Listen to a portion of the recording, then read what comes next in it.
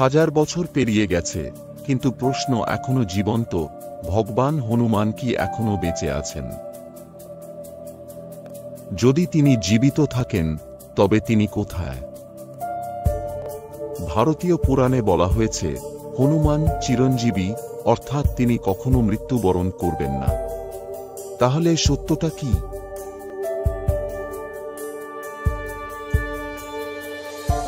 আজ আমরা সেই রহস্য উন্মোচন করব।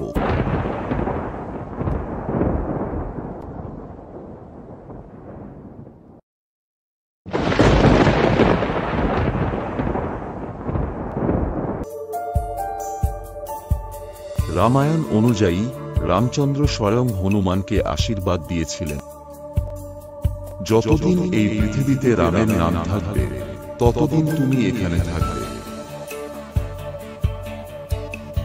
শুধু রামচন্দ্র নন, আরও 6 দেবতা ও ঋষি তাকে চিরঞ্জীবী হওয়ার বর দেন। এর ফলে হনুমান আজও এই পৃথিবীতে আছেন বলে বিশ্বাস করা হয়। অনেকেই মনে করেন হনুমান আজও আছেন, কিন্তু তিনি আমাদের সামনে আসেন না। বিভিন্ন পুরাণ ও স্থানীয় বিশ্বাস অনুযায়ী তাঁর অবস্থান সম্পর্কে কিছু সম্ভাব্য তত্ত্ব রয়েছে। যেমন, গন্ধমাদন পর্বতকে হনুমানের ধ্যানস্থল বলে মনে করা হয়। এখানে কেউ গেলে অলৌকিক শক্তির অনুভূতি পায় বলে দাবি করা হয়।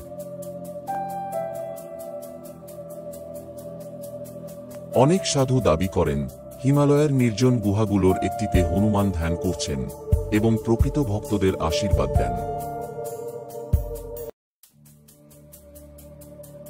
দক্ষিণ ভারতের কিংবদন্তি অনুসারে হনুমান কুমারী কন্দম নামে হারিয়ে যাওয়া এক প্রাচীন দ্বীপে বসবাস করছেন, যা একসময় রামরাজ্যের অংশ ছিল।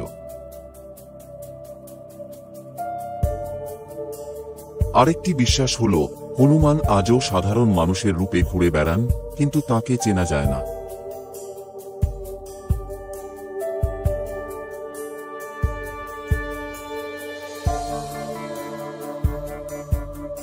কিন্তু প্রশ্ন হচ্ছে, এটা কি শুধুই বিশ্বাস, নাকি সত্যি কিছু রহস্যময় ঘটনা আছে? ভদ্রাচলম, অন্ধ্রপ্রদেশের বিখ্যাত রাম মন্দিরে বলা হয় যে হনুমানের উপস্থিতি এখানেও টের পাওয়া যায়। কথিত আছে যে বহু ভক্ত মন্দিরে হনুমানের অলৌকিক পদচিহ্ন দেখতে পান, যা তাঁর শাশ্বত উপস্থিতির প্রমাণ। রামায়ণে বলা আছে যে লঙ্কা আক্রমণের সময় সমুদ্রের ওপর শ্রীরাম লেখা পাথরের একটি সেতু তৈরি করা হয়েছিল, যার পাথরগুলি ভাসমান ছিল। আজও রামেশ্বরমে কিছু ভাসমান পাথর পাওয়া যায়, যা হনুমানের অলৌকিক শক্তির প্রমাণ বলে বিশ্বাস করা হয়।